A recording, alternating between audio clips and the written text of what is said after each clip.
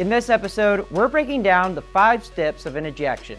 We'll talk about how they may apply differently depending on the individual, and then we'll review the steps in detail. These 5 steps can make a huge difference in your games and career by reducing the number of ejections you have while also demonstrating a strong ability for game management.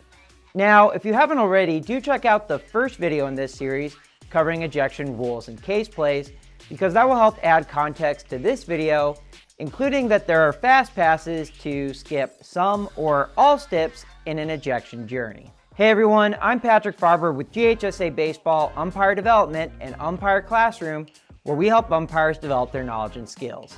If you're new here, be sure to subscribe to the channel, and you can find more umpire training videos and courses at umpireclassroom.com. To start, note that individuals on a team may be treated differently based on their role, and that is especially true at the youth and high school levels. For coaches, we only work with the head coach, and we need to try and build a relationship with that coach. As we tell them in the plate meeting, the head coach is responsible for his team and his assistant coaches, so we should try to work through the head coach as much as possible to address issues. And as you learn to work through them as opposed to around them, you'll gain more respect and appreciation. And if you can always talk to them in a manner that allows them to respond with their own discipline and control, that will often then reflect into their student athletes, assistant coaches, and fans. So we let the head coach ask questions and come out respectfully. We let them show their team and parents they're fighting for the win. Let them appear passionate but controlled. Now, with that being said, assistant coaches, we're not taking it from them. They get a tight leash. They're allowed to ask about a play so long as they don't leave their position, but they're never allowed to argue with you. If they try to argue, then you have a couple of options. Option 1 is to loudly tell them, "I'm not hearing it from you." This should be used when something quickly blows up and you want to give his head coach a chance to shut him up before you restrict or eject him. But of course, your second option will always be to warn, restrict, or eject, and for assistant coaches, eject tends to come fairly quickly. Remember, we deal with head coaches only, not assistants. Now, when it comes to dealing with players, there are several points we need to keep in mind. First, we have to find the balance between celebrating and taunting, but that can be hard to do. Pay attention for rivalry games and hotheads, and that will help you find the balance. Second, players actively in a game get more leeway than bench players. So while we might give a verbal warning to a player in the game, the same line from a bench player could very well get them ejected. Ejecting a bench player doesn't affect the outcome nearly as much as tossing a player in the game. But this leads to our third point: try not to toss players if you can avoid it. Do what you can to engage the coaches in confrontations. For example, if you're getting crap out of the dugout, verbally warn the coach. Do it loud enough for his whole team to hear it, but send it through the coach. This way, if you keep hearing it after the warning to the coach for his dugout, you can either eject players or restrict or eject the coach. This strategy also gives the coach an opportunity to step in and save his player. In a game scenario I had, we had a player hit a double, slide into second, and then, celebrating, imitate a male dog taking a leak, Ole Miss style. Now, I was the plate umpire, and my newer partner on the bases, who this was in front of, missed it. Now, I don't want to show up my partner standing 10 feet away when I'm 120 plus feet away, and certainly not everyone saw it. It was definitely a 15-yard penalty, but ejection, tough. So when action stopped, I called time and called the coach over by his name to meet me halfway. We got together, I explained what I saw, and I told him, I could be ejecting for this, but I'd really rather not if you could address it because it's not acceptable. And knowing that coach, I can guarantee you that justice was served internally. Remember, these are high school aged kids and they have a habit of doing dumb things. And the coaches know that. So relate with the coaches and work through the coaches. You'll be surprised how often this leads to a kid apologizing to you between innings, like he did in the story I just told you. Trust me, these coaches relate way more to you than they do the kids on their team doing TikTok dances in the dugout. Be an ally to the coaches in developing these young men. And I want to link a Jomboy breakdown of a situation in an MLB game where the umpire does a great job of delaying the interaction with the player, allowing his coach to step in and take over the conversation. I'll link it on the screen and in the description. Okay, so now that we've laid everything out, let's work through the 5 steps of an ejection. Of course, before reviewing, I'll remind you again that some situations will warrant skipping steps or going straight to step 5. The first step is going to be ignore, and that's simple enough. Most comments from players and coaches we can let go right past us. A little bit of complaining about balls and strikes, grumbling about a close play. For the most part, we can let a lot of that go. Try to gauge the situation's significance before intervening and evaluate the impact on the game. Sometimes we should ignore a situation where our involvement would likely escalate the scenario. Other times we'll need to engage in a situation that may escalate if we don't step in. This ultimately boils down to, will the tension resolve organically or do I need to shut it down? The second step is to simply acknowledge. This is where we give a nonverbal confirmation to an individual that we're hearing them. This is done by simply looking right at them and trying to make eye contact. We don't need to say anything, and it's certainly not a warning. We're trying to let them know that they are heard, which is sometimes all they want. At the same time, this look also takes away the sense of anonymity they often get in the dugout. This is incredibly impactful on players and assistant coaches who know they shouldn't be addressing you in the first place. And finally, it's also a signal to the head coach that someone on their team is getting your attention and that they need to address it, or pretty quickly, we'll be the ones addressing it. After this, we get to the third step, which is respond. Now, this is the one that most often gets missed, and we need to focus on getting this in. The respond step is where we give a verbal signal to the individual and the coach that we heard their complaint. Look, coaches and players will get animated sometimes. That's life in sports. But when it's getting to be too much, we don't want to draw a line in the sand too early. By staying calm and responding to their remarks, we show our confidence, experience, and our ability to keep the game moving. This can be given by simply saying phrases like, "I hear you," but if you're confident in your calls, can include rebutting their complaints with phrases like, "No, that's a good pitch," or "That's what we're going with." It can even be along the lines of, "Aaron, I didn't miss that pitch," or "Aaron, that pitch is off the plate." We don't need to be responding to every gripe throughout the course of a game, but a well-timed response can help paint a picture that you are hearing the complainer and also give them an idea that you don't need their input. Again, this is a chance to assert control over your game while addressing that you're hearing the complaints from the dugout and aren't going to listen to them all day. Step 4 is warning. And my advice to you is that you do not warn unless you're ready to back it up.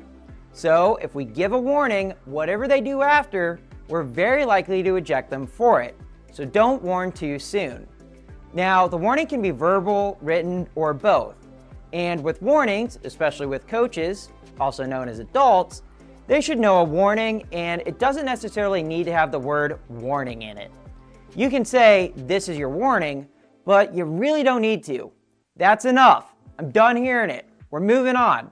Any of those, especially when combined with a physical stop signal with your arm and hand, that's more than sufficient. I'll also point out that the stop signal by an umpire is a great way to demonstrate to everyone in attendance that you're issuing a warning. They don't have to hear you, they don't have to see the whole situation. As soon as they see that hand, they know what it means and where the situation is at. This way, should you need to eject, everyone will have seen your warning. Now, you can give a written warning and restriction, but for sportsmanship, I'm not likely to restrict a coach for his actions specifically, with probably the only exception being if he is the head coach and just won't stop arguing a call but hasn't crossed any other lines. Otherwise, he's gotten a warning, and I don't warn if we aren't working our way to a major violation. So it's verbal warning, that's enough, and with any more, he's ejected. However, I only get to have this hardline stance if I correctly execute the prior step. That said, when I am most likely to restrict a head coach is for behavior out of his dugout, including prop situations. Ejecting bench players, especially since they'll remain on the bench after being ejected, doesn't do much. Yes, if you can spot them, that's great, but if you want to get a message across, warn and restrict a coach for the behavior of his team. I can guarantee you, the next time you see that team, that dugout won't be an issue. So before the final step, I want to recap that warnings cannot be done too soon. Verbal or written, don't make a threat you aren't ready to follow through with. Things like ball and strike complaints coming from a dugout should almost always hit all 5 steps before the ejection. And don't be afraid to repeat the first 3, because once you hit warn, the line is drawn. So you want to make sure that you aren't warning until this has all gotten to be a major disturbance to the game. That includes holding verbal warnings until that point. This way, when you do eject, they don't have an argument for a restriction because major violations can bypass all steps to ejection. So make sure you get the previous steps and warnings in if possible, because that makes the ejection report look way better. And once you draw the line, you have to enforce it. And pro tip, for your warning, never say not another word or one more word from you and you're done, because when they look you in the eyes and say word, you'll have lost your credibility with them if you don't eject. And while not as bad if you do eject, it's not going to make a great report to your assigner. So finally, we get to step 5, which is ejection. You need to know that under no circumstances can an ejection be overturned. It can't be overturned by you, your partner, and very often not even by your state association. So we need to be confident that we're ejecting for a valid reason, and once you give that mechanic, someone has to go. I'm going to link 2 great Jomboy videos that show MLB umpires in these situations, and while we aren't MLB umpires, these show what happens when the mechanic is given. Someone has to go, and there are no takebacks. There's an example with a manager that doesn't want to be ejected, and there's an example of an umpire ejecting, but not really sure of who. Now, I like the last example because we can learn from the crew some steps for handling bad dugout behavior, especially when we can't identify the individual culprit. You'll see how when the manager doesn't turn over or freely identify a violator, we don't just shrug and move on. Instead, they ultimately get a bench coach, which this enforces that our crew is not taking crap in the game from anonymous dugout personnel. It also shows the other team that we're handling poor sportsmanship, especially if it's between teams, and this prevents them from potentially retaliating. This is why it can be beneficial to have an idea of who's in the dugouts, especially any benchwarming players. This way, if you do get something egregious out of a dugout, either directed at you or the other team, you can respond with an ejection. And by knowing who the bench players are, we can avoid potentially tossing a player who is in the game and may not have been the culprit. Now, before ending the video, I want to leave you with some final thoughts. First, any "you are" or "your" statement is almost always going to result in an ejection. It's very rare a frustrated coach says, "You're great." Usually, whatever comes after "your" is ejection worthy. That includes "you're terrible." Second, there is a difference between a player yelling "let's effing go" and "F you." There's also a difference between dropping an F-bomb under their breath after a strikeout and screaming it across the field. Use your judgment to evaluate the type of response needed in different scenarios. And if you're sitting there watching this saying swears aren't allowed in any circumstance, then please use someone else's judgment. Third, if a coach starts talking about your partner to you, stop it immediately. I'm not your buddy, I'm not your friend, and you'll talk crap about me to him. Your partner is your teammate, have his or her back. Fourth, don't raise your voice. The louder they are, the less loud you should be. If you keep your tone low, they'll come down to match you. It works like magic. Long gone are the days of the backwards hats and screaming face to face. This is a great tactic for de-escalating a situation. Fifth, you don't actually have to win a debate on the field or convince them of your point. Your goal is to simply get them off the field and get the game moving. The less you speak, the better. You give them one explanation and that's it. After that, you don't have to defend your call, you don't need to justify it. You did that once. Simply use phrases like, "that's what I got," or "that's what we're going with." Your focus should be getting them off the field. So there you have it. Those are the 5 steps of an ejection. Ignore, acknowledge, respond, warn, and eject. This is obviously something that will take a career to master, and even then, you won't always be perfect.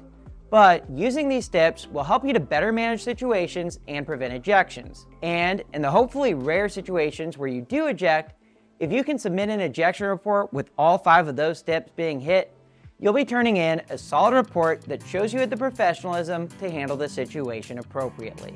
So if you have any good ejection stories or tips for newer umpires, be sure to leave them in the comments. And if you found this video helpful, be sure to subscribe to our channel and check out our website at umpireclassroom.com. As always, thank you so much for watching, and I look forward to seeing you on the field.